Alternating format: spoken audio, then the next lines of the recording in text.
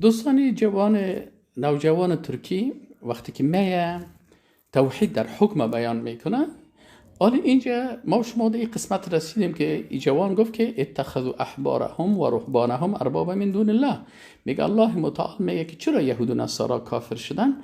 به خاطر اینکه که اینا احبار و رهبان خود رب خود، ارباب جمع رب است، یعنی رب خود، معبود خود گرفتن. خب abidlerini ve Meryem oğlu Mesih'i Rabler edindiler.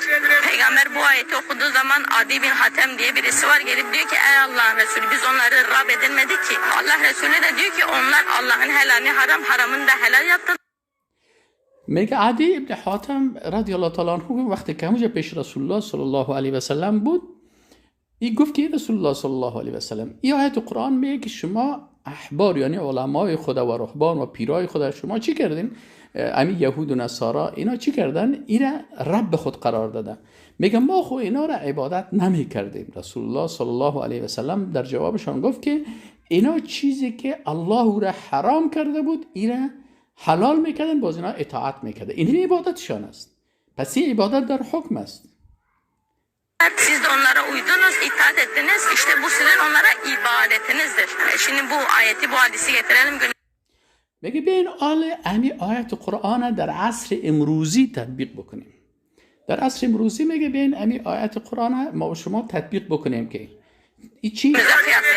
Yöneticiler Allah'ın helalini haram, haramını اینا میگه امی حکام که هستن، رهبرای از امی حکومت ها که هستن، رئیس جمهورایی که به سیستم سکولار و دموکراسی هستن، میگه یا حلال کردن چیزی که حرام است و حرام کردن چیزی که حلال است. یعنی امو کاری که احبار و رهبان میکردن اونمو کار احبار و رهبان اینا هم میکنن.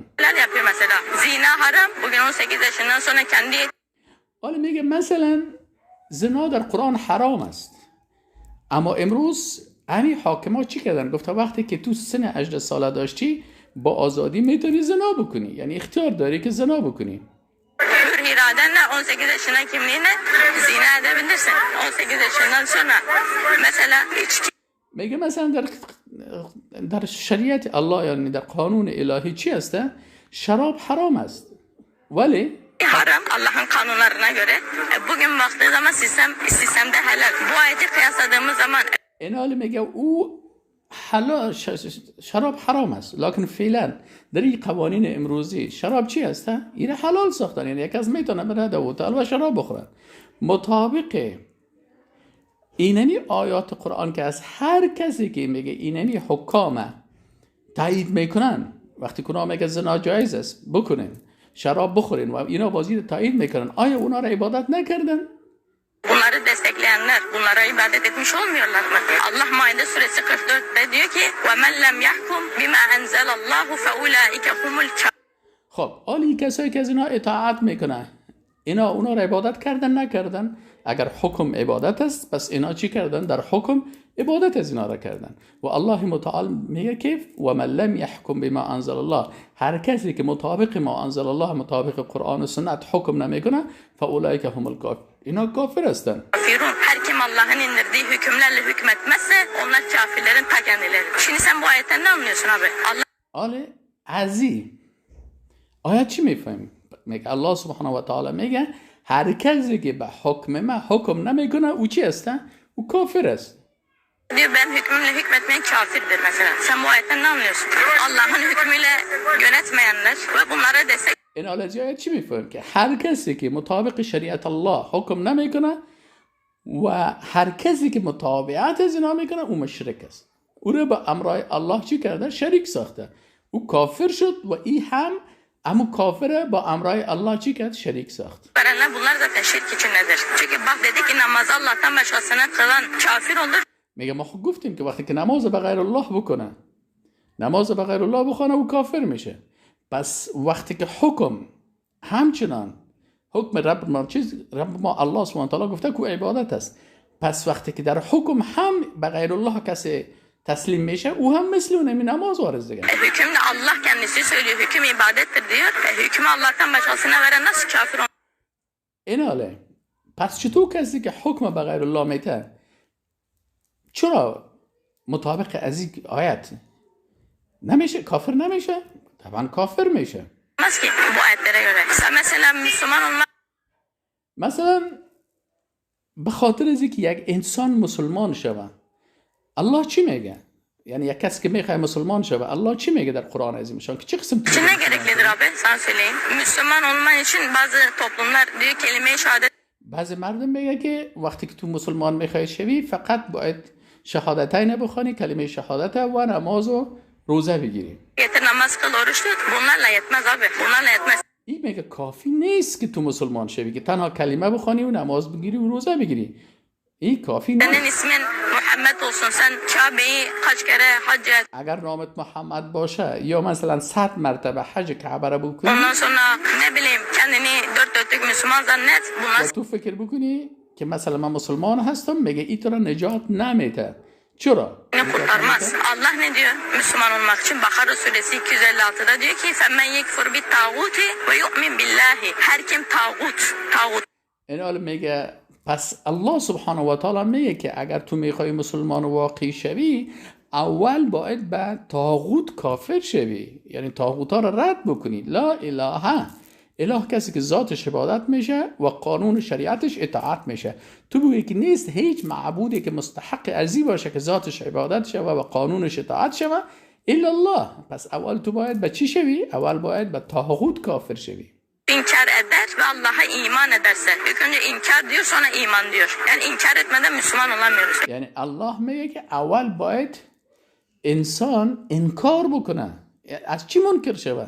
به چی کافر شوه؟ اول باید منکر شوی از طواغیت. خب میگه درست، بعد از او باز مسلمان میشه. حالا میگه بیاین سعی کنیم که طاغوت چی است. Ki tağut nedir? Hiç duydunuz mu? Onu inkar etmediğimiz zaman Müslüman olamayacağımız bir şeyi bilmiyorsak biz nasıl Müslüman olalım ki abi? میگه اون طاغوتی که باید ما انکار بکنیم و اسلام ما بدون از او، بدون انکار از او درست نمیشه، او چی است؟ میگه من رو بگذار که من برات به مختصرا طاغوت تشریح بکنم. Tağut nedir? Kısa da sana açıklayayım. Tağut lügat manası olarak haddi aşmak, azmak, belirlenmiş sınırı geçmek.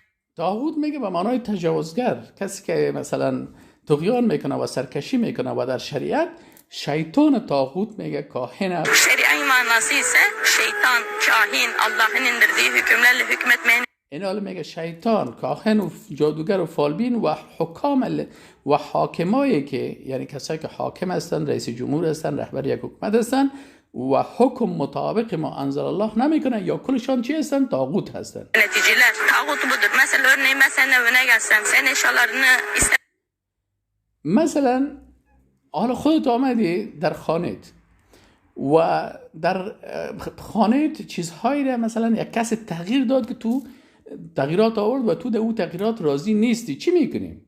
bir şekilde dağıtsam ben senin evinde haddimi aşar mıyım? آیا مثلا میگه ما وقتی که در خانه تو بیایم و مثلا چیزهایی که در خانه تو سر ما تغییر بودم، آیا ما از حد خود تجاوز در خانه تو نکردیم؟ بله ما تجاوز کردیم. Haddimi aşarım. Dünya da Allah'ınsa اینال این کون که است، میگه جهان که است، این کل ملک الله هست.